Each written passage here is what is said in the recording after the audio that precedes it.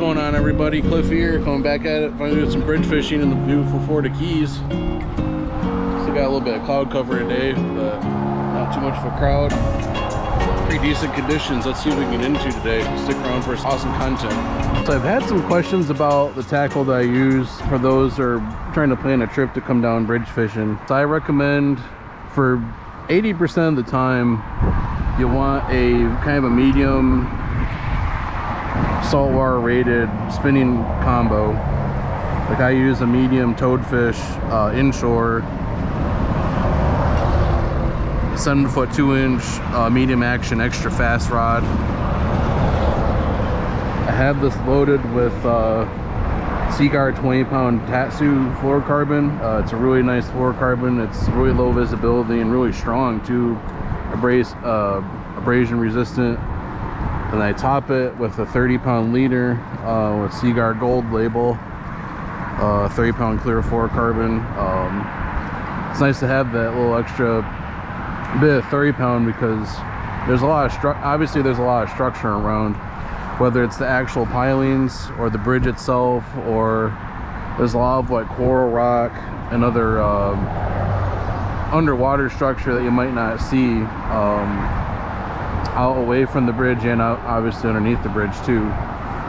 So it's really important to have a leader, one that's really clear though, because obviously these bridges get a lot of pressure. So you want something as low of visibility and the most natural presentation that you can present to the fish. And then I'll tie on what I typically use here in a sec. So I have a selection of different jig heads that I usually use. For the most part, I'll use a 16th ounce. So that's this one. That's probably what I'll put on today. If there's a little more current or a little more wind, I'll go to an 1/8 ounce. These are actually all about the bait fish head jigs that I painted myself with powder coat. Or also, if it's really windy and there's really a lot of current, which hopefully it doesn't today, but I go to a 3/8, or this is either 3/8 or a quarter, probably a quarter. But this is also good for cut bait too, because it tends to sink, or it tends to take more weight to sink at a better fall rate. So that's a good one if you're using like mullet chunks or value chunks or whatever. But we'll start off with the 16th ounce today, and then we'll see how the conditions fare, and then we might go to an 1/8. Also for a reel, I use a Penn Battle 2 4000. So like a 3 to 5 or 6,000 reel. That'd be good, just as long as it's rated for saltwater, which all Penn reels pretty much are. So I use this with for quite a while now. 3 years between here in Alaska. I was using it a lot in saltwater. It's working quite well for me, so I highly recommend it. I also usually bring a number of different circle hooks and leads with me. So if I run like a small crab or a ballyhoo plug, I'll put on either a 1/0 or a 2/0 circle hook or live bait hook. Or if it's a really big piece, I'll go to a 5/0, and then I usually use like a 1 or 2 ounce egg sinker with a swivel for like a knocker rig. If I end up tying one on today, I'll show you, but I typically use that rod like 20% of the time. Might not even use it today, but I'll show you if we do. And obviously, if you've watched this channel, you'll probably know the best bait that I use on these bridges is by far live shrimp. These nice big live shrimp. Get them from most bait shops in either the Keys or in Homestead if you're driving south, which I usually do. Nice big live shrimp. And what you want to do with the jig head is you'll start off base of the tail here, flip it over, and go back underneath the tail and go back up that way. trying to create a lively, pleasant presentation, or lifelike presentation here. So that's what we want to go for. Lighter, the light as possible jig head, the better, because you want a natural presentation. And for other equipment, I would recommend a long rope, you know, several pieces of long rope, and one for a chum bag, and then of course you'll want a chum bag itself. Makes a big difference with the fishing. Pretty much wherever you go in the Keys, especially if you're going for like snapper, you want to bring the fish in with the chum, and then you also want a bridge net like this. Usually they come with rope, but sometimes they don't. But it helps a lot, especially if you get like a big heavy fish. It's a lot harder to wrench it up the bridge just with the rod and reel. So I definitely recommend one of these guys too. Alright, we got our live shrimp. Let's drop her down and see what we can get into today. I haven't done this in a minute. It's nice to finally be back out bridge fishing.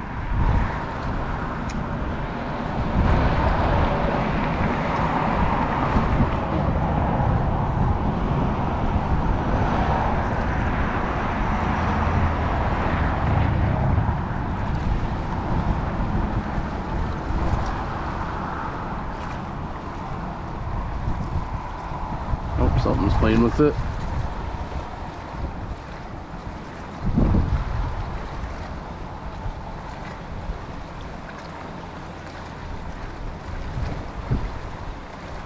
Was playing with it, and you'll run through shrimp pretty quickly. So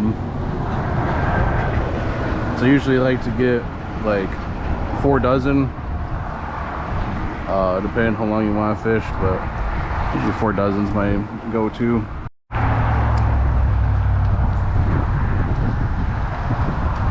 The visibility's not that great today, but if it was clear, oh, that was a fish right there. There we go. No, he's off.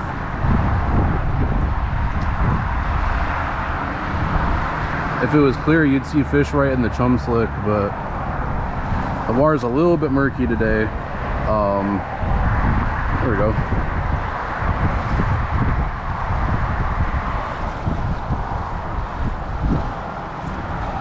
Little yellowtail snapper. I've had a lot of success with yellowtail snapper at this bridge, but of course, you know, with that being said, it's a lot of really small ones. So to get to that 12-inch minimum size, sometimes you really have to sort through them a lot.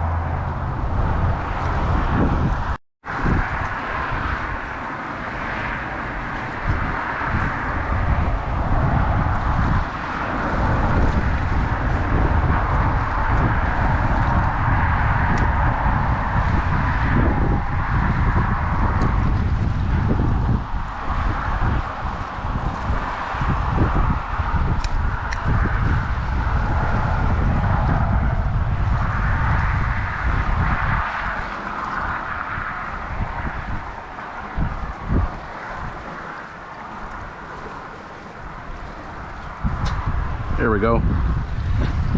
Nicer fish.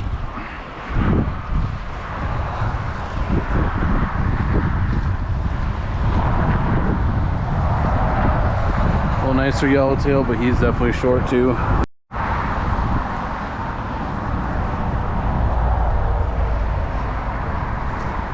There's a nice school of something hanging around, but I can't really see what they are.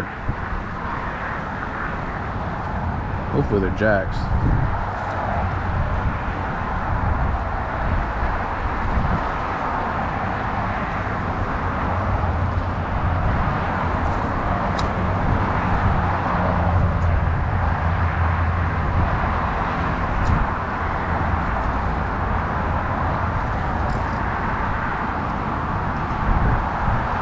Mackerel, holy shit.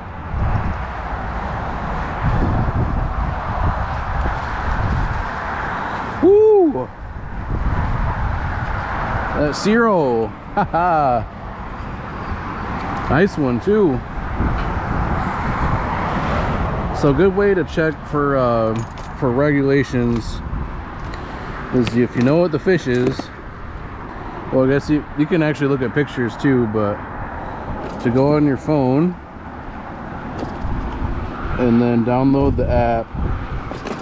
Fish Rules. Thanks for ISV for showing me this. So if you want to look up, like for instance, if you know it's a mackerel and you don't know what species it is, so just search mackerel, and right there is the first one that comes up, 0. They're open, no size limit, technically unregulated. So this, well, we'll still measure it, but it's going home for sure.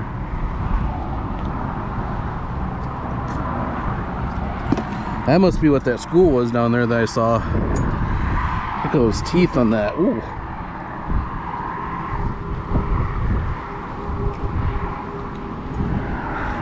So you want to measure these to the fork. All mackerels and jacks you want to measure to the fork.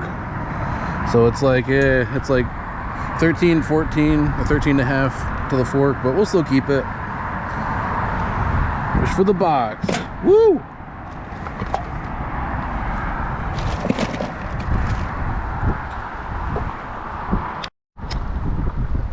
So that's a hammerhead over there. I don't think it's as big as the first one I saw like last year, but that's a pretty big one. Damn. Let's see if we'll come back this way. He just cruised on that way. Yeah, that right there is the reason why I probably won't kayak this bridge ever, especially not without a motor. Because like usually other species won't mess with kayaks, but I've seen like hammerheads in particular be pretty notorious for being a little too curious with kayaks. So yeah, continue to not kayak this bridge.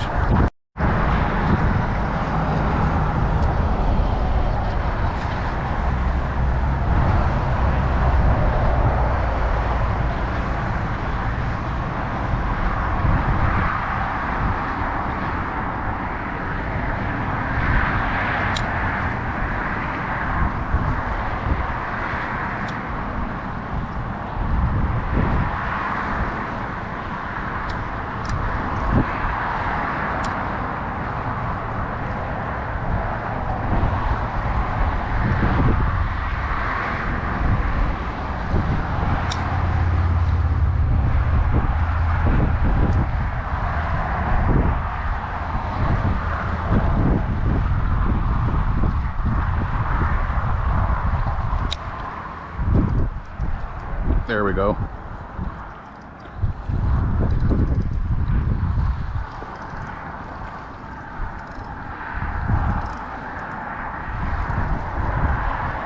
That might be the yellowtail we're looking for.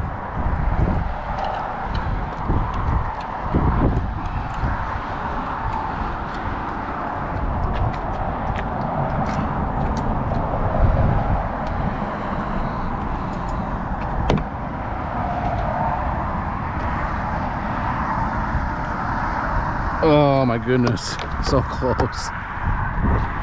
It's the best one we've had today, but gosh. Quarter-inch. Ow. Welcome back, guys. As you can see, we're in my apartment now. So what that means, we're in my kitchen, about to throw down some cooking, doing some catch and cook with the fish that we just caught. So I'll just go over all the ingredients that we have here in a sec. Alright, so with our catch, we're going to be making some orange teriyaki cereal mackerel with some sesame, green beans, and onions, all of them roasted.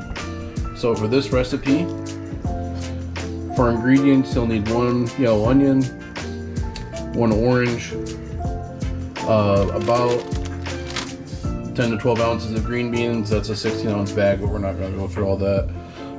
Salt, pepper, avocado oil, soy sauce, sesame oil, and of course our beautiful Zero mackerel that was fresh from the Atlantic today. So the first thing you want to do is you want to preheat your oven to 450 degrees. So mine is already in the process of being preheated. In the meantime, so we'll prep all of our vegetables. So I washed all the green beans so far, and I already washed the orange and peeled the onions. So what we'll do is we'll take this orange and we'll slice it into quarters.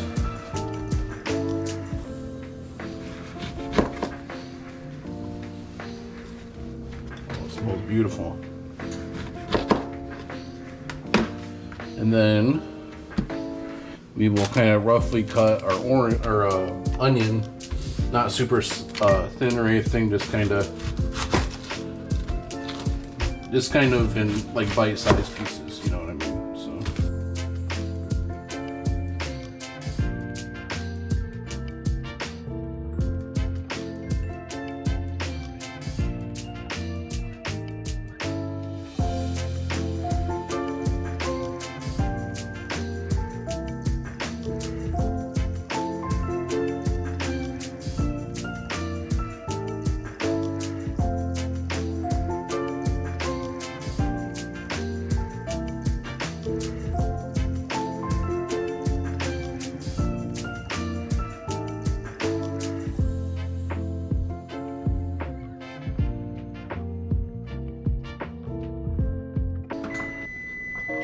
Oven is ready.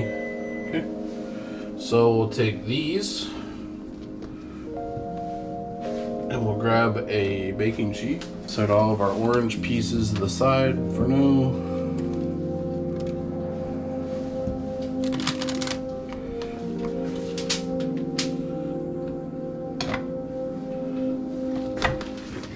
Orange all over onion pieces on here.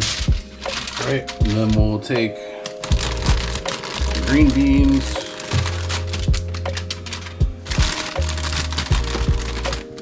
probably enough green beans. Mix them all up.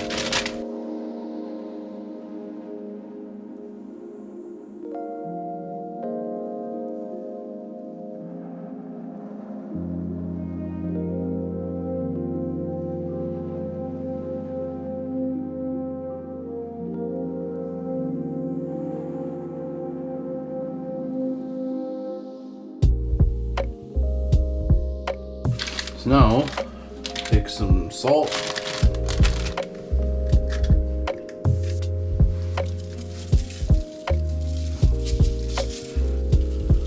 some pepper,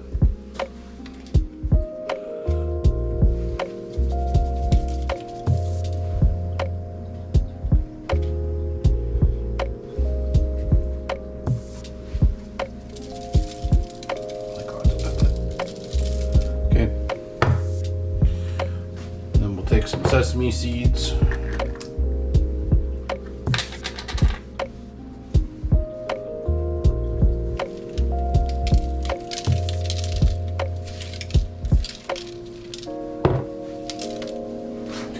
Some sesame oil. Okay, drizzle it all over there.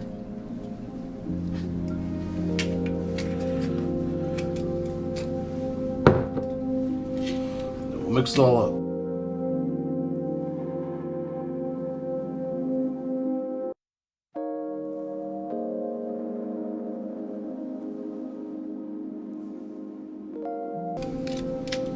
A little bit more veggies than I thought, so I was thinking maybe 10 minutes at first, but I might increase that to like 15 or 20 maybe.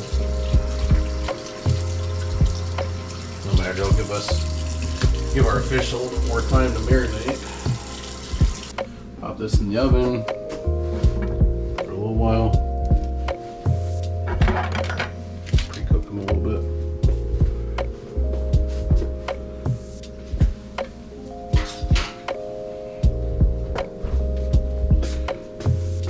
We'll move on to the next step.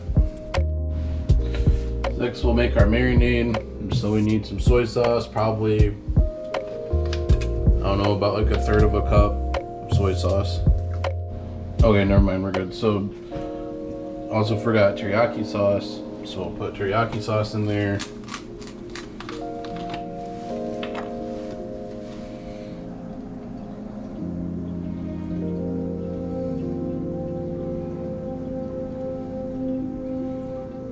Do like 2 or 3 tablespoons probably.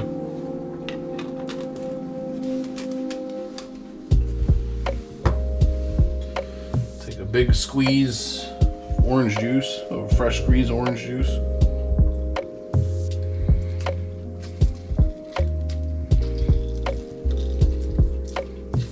Squeeze that in there. Yeah.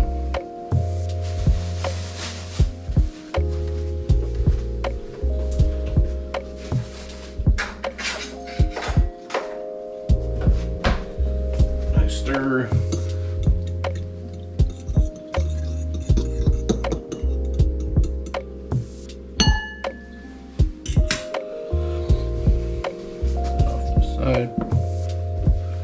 Grab our fish.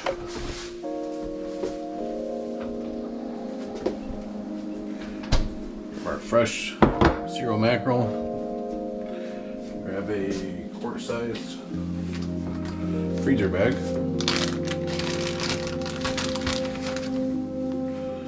Just put the fish in here first. Very nice fish to work with. I'm surprised it's not darker. So I've caught mackerel before, but not zero mackerel. Pour a marinade right in there.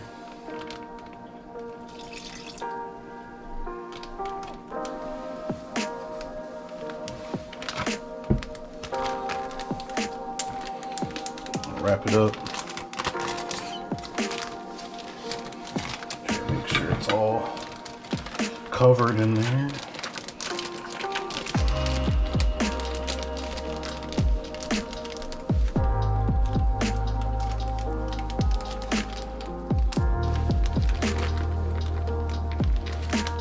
Let that marinate while the veggies cook. Alright, so now I've given our veggies a chance to cook a little bit. Take them out. End up being about 16 minutes at like 450 degrees.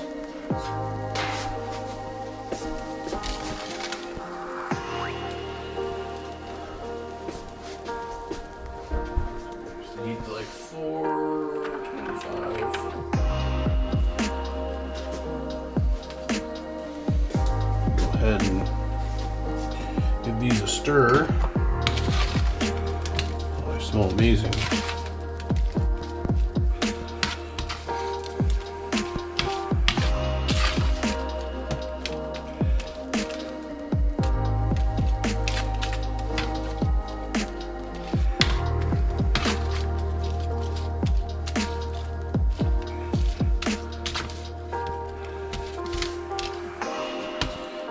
Put them all on the side over here. Actually, before we do that, let's put on a little bit of avocado oil.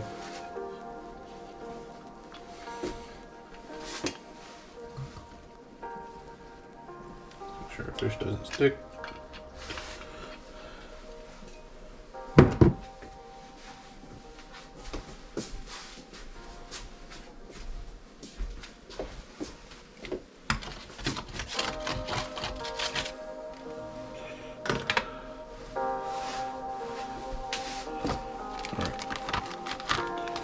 Fish out.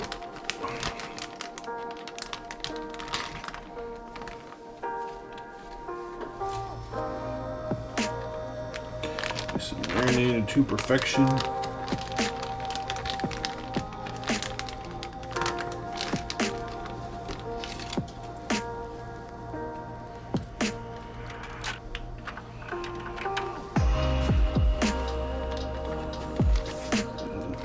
Dump a little bit on there.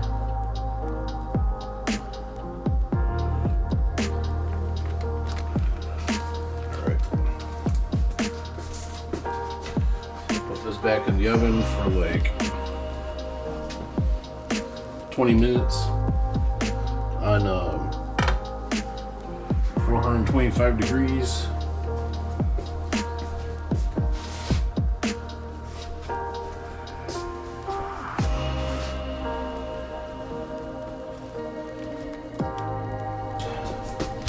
Those are fish and veggies.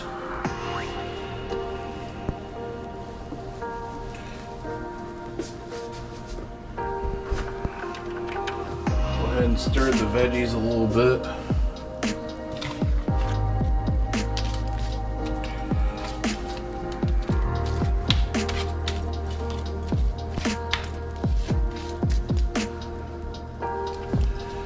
Go ahead and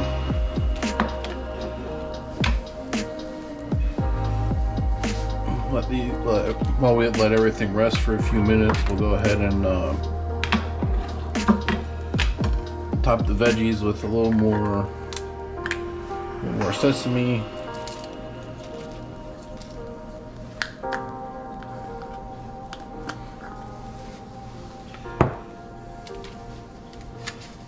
Another stir. All evenly coated on there.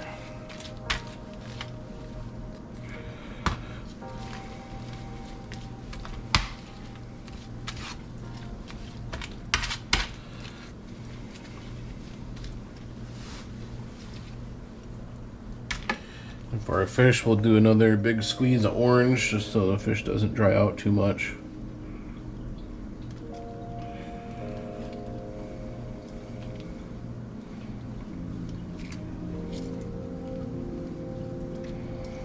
Steam coming off of there.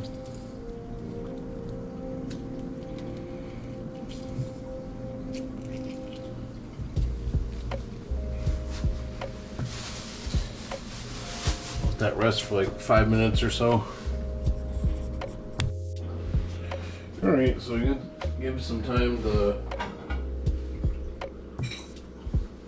for all of our food to rest here for a minute. So let's go ahead and plate everything up.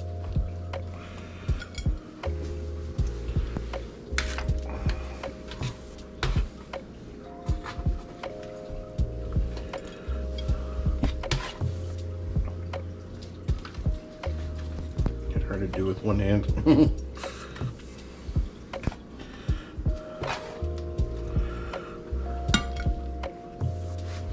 There's some veggies, top with a little more sesame. Actually, I'll put a little more on there. Just sprinkle a little.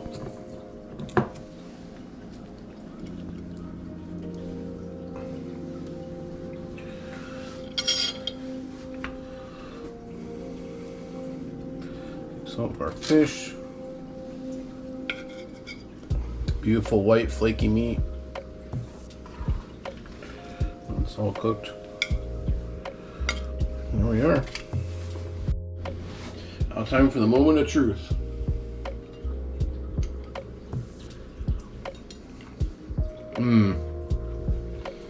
That fish has it going on. Try some of these veggies. All the sesame goodness.